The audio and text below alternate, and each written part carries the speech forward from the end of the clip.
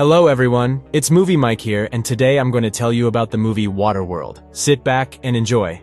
The scene takes place in a distant future, where all the land has submerged due to melting polar ice caps. The survivors have adapted to this new world, including the main character, the Mariner. His trimaran is equipped with numerous survival tools, such as a device that converts urine into water, a mini garden, and an advanced diving system for exploring the ocean floor. The trimaran stands out as highly advanced compared to other boats. This makes it desirable for many individuals who seek possession of it, or just a few items. Both traders and smokers express their interest. The latter, known as cunning bandits, are feared by everyone in this water world. Armed and riding water motorcycles, they attack anyone who possesses valuable belongings. However, neither the smokers nor the traders realize that it's unwise to mess with the Mariner, or else they will lose more than just a sail. How does one acquire what they need? Through bartering, and that's precisely why the Mariner arrives at the atoll, the name given to the colonies in the middle of this watery expanse. Initially, they refused to grant him entry through the gates, but upon witnessing the soil in his hands, they changed their minds. After all, soil is the most highly valued commodity in this new world.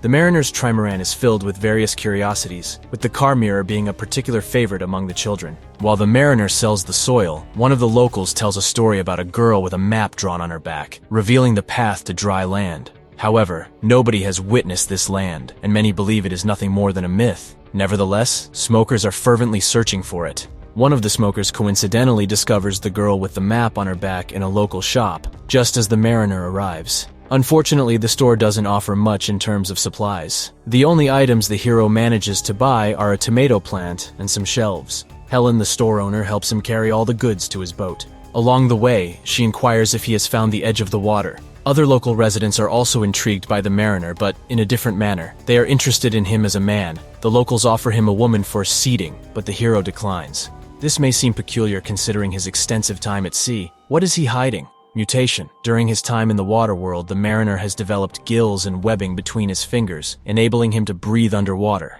However, mutants are not treated lightly at the atoll, and thus, they place the hero in a cage until his fate is determined. An elderly man named Gregor, a friend of Helen's, attempts to decipher the map on the girl Enola's back. They plan to escape together from the atoll and reach the land indicated on the map. Taking a risk with his own life, Gregor approaches the mutant's cage. The mutant refuses to disclose any information about the land unless Gregor helps him to escape.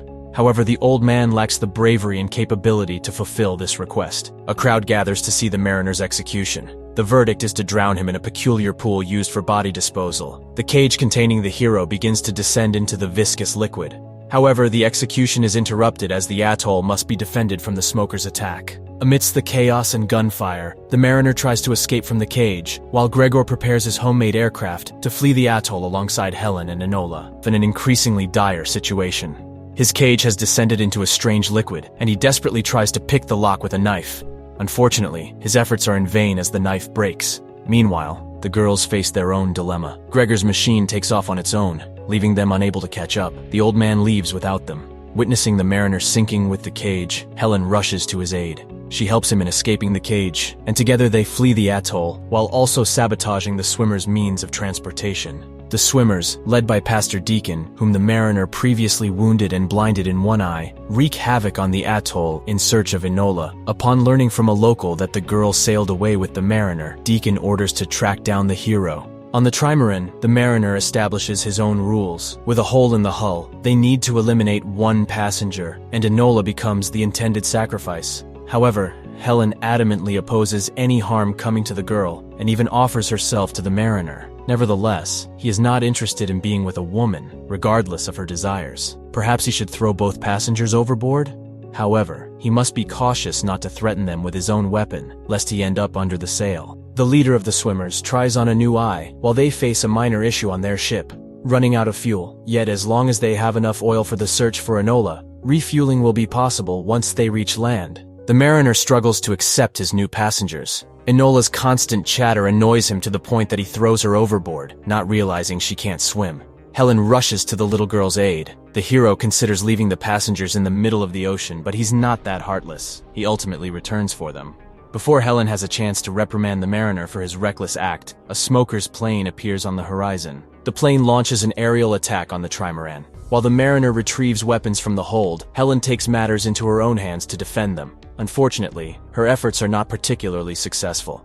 She ties their trimaran to the smoker's plane, resulting in damage, but the heroes manage to get rid of the attackers. The mariner becomes furious with Helen for taking up arms without his consent. In his anger, he callously cuts off the girl's hair. However, he refrains from throwing her overboard, and even tidies up Enola's hair after she had drawn on his deck. As the smokers devise their next move to capture Enola, the mariner encounters a lone traveler who possesses something highly valuable: paper. The traveler is willing to trade it with the hero in exchange for half an hour with Helen. Initially, the mariner agrees, but he swiftly changes his mind. Much to the traveler's displeasure, the mariner deals with the traveler adeptly. He skillfully hunts for food and engages in a hand-to-hand fight with a sea monster. It seems that the mariner does have warm feelings for Enola after all. He gives her a piece of chalk and teaches her how to swim. Helen observes as the hero and the girl play in the water, resembling a father and daughter, while the sea creatures rest. The heroes encounter yet another trap set by the smokers. The smokers place bodies on a boat, arranging an underwater ambush. However, the mariner manages to decipher Deacon's plan in time and skillfully steers the trimaran away from the attackers. Nonetheless, Deacon succeeds in shooting the hero. The mariner poses an important question: what do the smokers want from them? Upon learning that they are after Enola, or more specifically, the map on her back, the mutant's skepticism towards the smokers and Helen deepens. He believes they are all fools. The mariner does not believe in tales of land and shares his reasoning with Helen, presenting her with soil and various human trinkets retrieved from the submerged landmass, where cities lie buried.